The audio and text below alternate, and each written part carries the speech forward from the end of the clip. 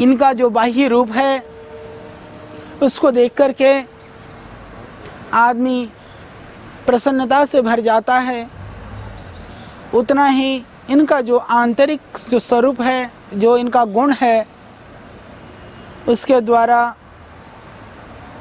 इस मनुष्य समाज का, प्राणी मात्र का जितना हित हो सकता है वह अन्य किसी भी चीज़ से नहीं हो सकता। इसीलिए ये औषधियाँ बाह्य रूप से यह सुंदर हैं, इसके पत्ते, इसके फूल और विविध लताएं, वनस्पतियाँ, वृक्ष आपके मन के लिए, मन को प्रसन्नता देने के लिए यह सतत उद्यत हैं। और यदि आप करते हैं इनका प्रयोग तो आप देखेंगे आपके तन के रोगों का भी यह हरण करती हैं।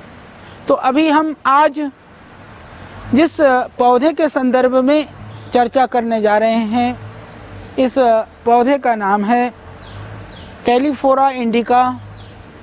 यह टेलीफोरा इंडिका का जो पौधा, जिसको हम आम प्रचलन की भाषा में दम बूटी या दम बेल के नाम से हम इसको जानते हैं, यह दम बेल, ये टेलीफोरा इंडिका, ये वास्तव में यथा नाम तथा गुण है। यह आयुर्वेद के ग्रंथों में इसके संदर्भ में कोई बहुत विस्तृत वर्णन हमने नहीं पाया, परंतु जब हमें इसके एक बहुत ही चमत्कारिक गुण का पता चला तो हमने इस पौधे के ऊपर अपने तरह से यथासंभव अनुसंधान का प्रयत्न किया। तो इसका दम बेल, दम बूटी, या जिसका बॉटनिकल नाम है टेलीफोरा इंडिका, तो हमने जब इसके संदर्भ में जाना तो जो यह भी कहीं एक बहुत ही बुजुर्ग महात्मा जो कुटिया बना करके रहते थे और उनके यहाँ ये लता लगी हुई थी, तो महात्मा जी इस दम बेल की प्रशंसा करते हुए कहने लगे कि बेटा यह ऐसा पौधा है कि यदि आदमी हर रोज़ एक पत्ता सुबह इसको मसल करके, गोल करके या चबा करके खा के गर्म पानी थोड़ा पी लें, यदि सिर्फ 3 पत्ता खा लेता है 3 दिन, तो उसी से ही उसके दमा पूरी तरह से ठीक हो जाता है। तो हमें लगा कि इतनी भयानक जो अस्थमा की जो परेशानी है, सांस रोग की परेशानी है, वो कैसे 3 दिन में 3 पत्तों से ठीक हो सकती है। तो हमने फिर इस दमबेल का बहुत रोगियों पर प्रयोग कराया।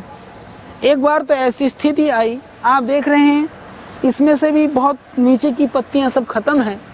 हालांकि अभी हमने इस पौधे में कोई नाम लगाना बंद कर दिया, नाम लिख कर के हमने नहीं रखा हुआ है, इसीलिए यह अभी हमारे पास सुरक्षित है।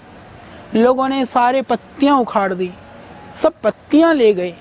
फिर हमने पूछा उन रोगियों से, तो हमने पाया कि वास्तव में बहुत काम करती है यह जड़ी, यह औषधि अस्थमा के लिए। मैं नहीं कह सकता कि 3 दिन के अंदर 3 पत्तों से कि 100% आपको अस्थमा ठीक हो जाएगा, परंतु मैं ज़रूर कह सकता हूँ कि ये बहुत चमत्कारिक है और आप चाहें तो इसका प्रयोग करके देखें। तो अस्थमा के लिए, दमा के लिए, श्वास रोग के लिए यह रामबाण है। इसकी जो प्रयोग की जो विधि है वह भी काफ़ी सरल है। तो आपको इन पत्ते को तोड़ना है और इसको गोल सा बनाना है, पत्ते को गोली की तरह से, या इसको चबा करके भी खा सकते हैं या इसको कूट करके भी, और गुनगुना जो गर्म पानी है पीने लायक पानी के साथ सुबह एकदम खाली पेट इसको ले लेना है। इससे आपको आपके अस्थमा में, कफ रोग में पूरा लाभ होगा। हालांकि आयुर्वेद के अंदर श्वास रोग के लिए, कफ रोगों के लिए बहुत सारी चमत्कारिक औषधियों का वर्णन है, परंतु उन औषधियों में यदि इस दमबेल की बात की जाए तो मैं कह सकता हूँ कि उनमें यह अग्रणी औषधि है। श्वास रोगों के लिए, कफ रोगों के लिए हम भी बहुत सारी औषधियाँ बनाते हैं आप सबके लिए। आप उसका सेवन कर सकते हैं।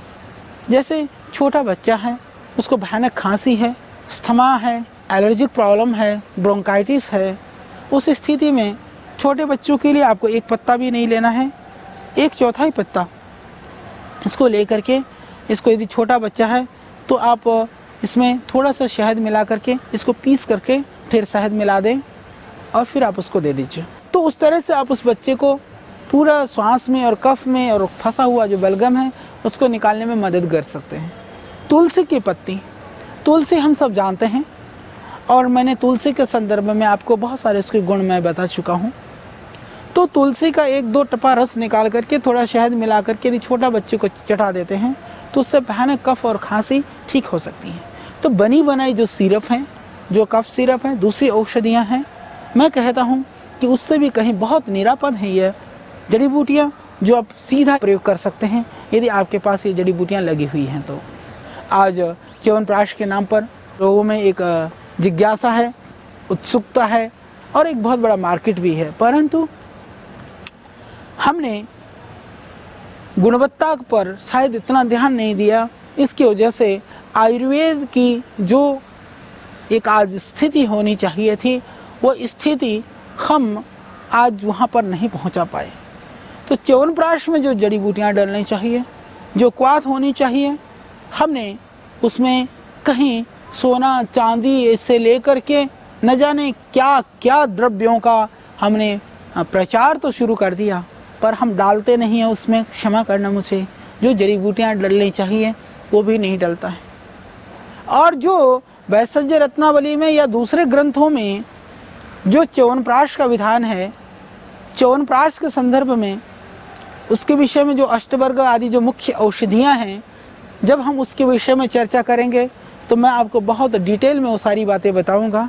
पर अभी मैं इतना ज़रूर बताना चाहता हूँ कि च्यवनप्राश के अंदर जो जड़ी बूटियाँ डालने का विधान है, यदि हम उसको डालें तो जैसा च्यवनप्राश का आज आपको दिखती है आकृति वैसी नहीं होती है। वो उसकी आकृति बदल जाती है और उसका स्वाद बदल जाता है। और जहाँ तक लाभ की बात रही, मैं आपको बताता हूँ, हम वो सारी जड़ी बूटियाँ डालते हैं, परंतु हम थोड़ी चीनी की मात्रा ज़्यादा डालते हैं। क्योंकि यदि चीनी की मात्रा, जितना शहद या चीनी का विधान है, यदि हम उतना ही डालें तो इतना कड़वा हो जाए कि आप खा नहीं सकते हैं। तो हमने जड़ी बूटियाँ कम नहीं की, थोड़ी सी मीठे की मात्रा बढ़ा दी, जिससे कि आदमी आराम से खा सके। उससे उसकी गुणवत्ता में कमी नहीं आई। परंतु आम जो लोग च्यवनप्राश बनाते हैं या जो कंपनियां बनाती हैं, वहाँ पर बहुत सारी, निश्चित रूप से मैं कह सकता हूँ कि हमने उस गुणवत्ता पर कहीं ध्यान नहीं दिया, उनके घटकों में ध्यान नहीं दिया। आपके यहाँ टनों च्यवनप्राश बनता हो परंतु जड़ी बूटियाँ नहीं है कुंटलों में, तो फिर कैसे च्यवनप्राश बनेगा?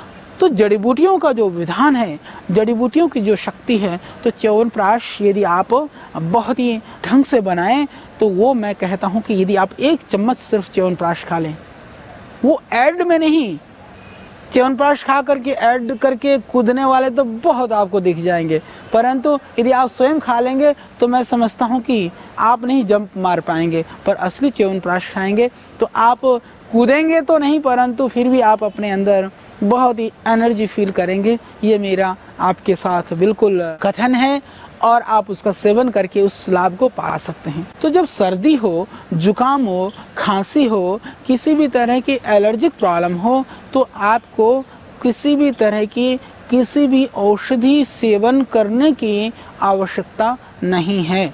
मैं यही कहना चाहता हूँ कि उसके लिए आप अच्छी तरह से बना हुआ च्यवनप्राश, वह चाहे आश्रम का हो या कोई चिकित्सक वैद्य या जो आयुर्वेद का जानकार व्यक्ति आपके संपर्क में हो, या आप स्वयं आयुर्वेद के जानता हैं, तो आप विशुद्ध रूप से च्यवनप्राश बनाइए और अपने मिलने वाले और अपने नज़दीक के लोगों को आप सेवन कराइए। उससे च्यवनप्राश का तो जो उसकी प्रतिष्ठा, जो उसका यथार्थ जो रूप है, उसको मिलने से तो बढ़ेगा ही, उससे आपकी भी बढ़ेगी और आप बाकी लोग उसका सेवन करके वह भी तंदुरुस्त हो जाएंगे।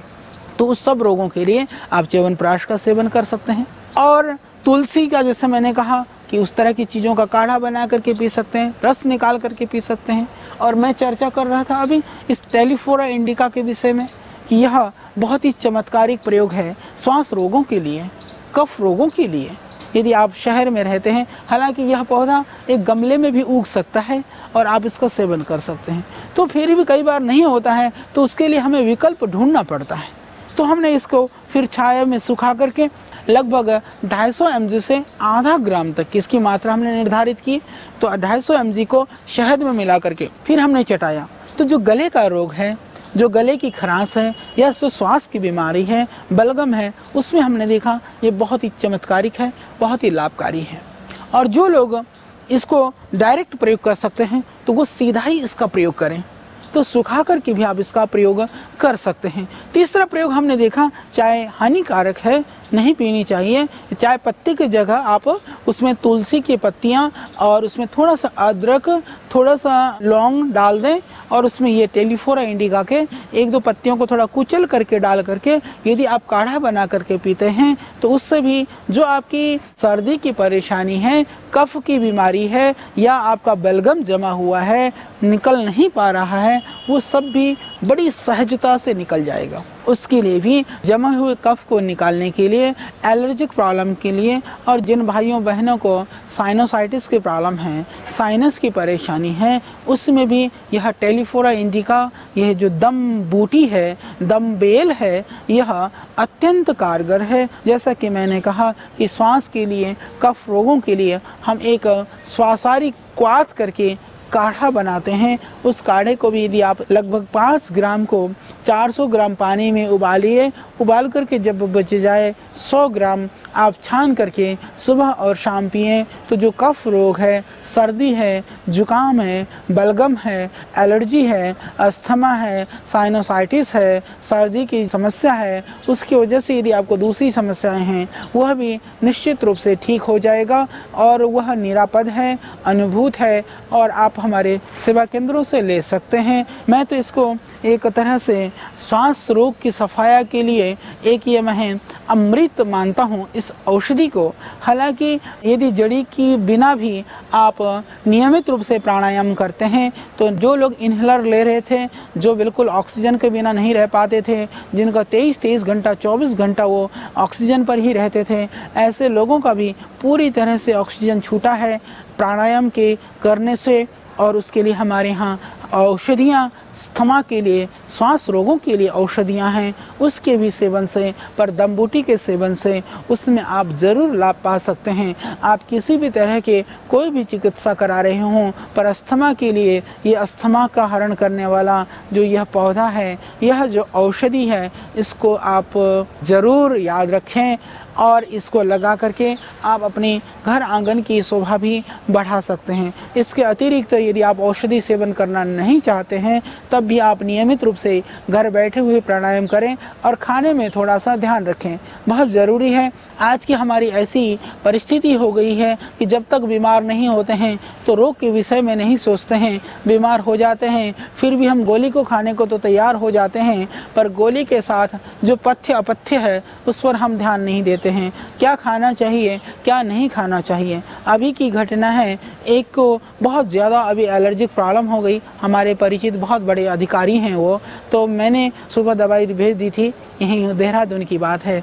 मैंने कहा जी कैसी स्थिति है, शाम को कहते हैं कि मैं बहुत ठीक हूँ।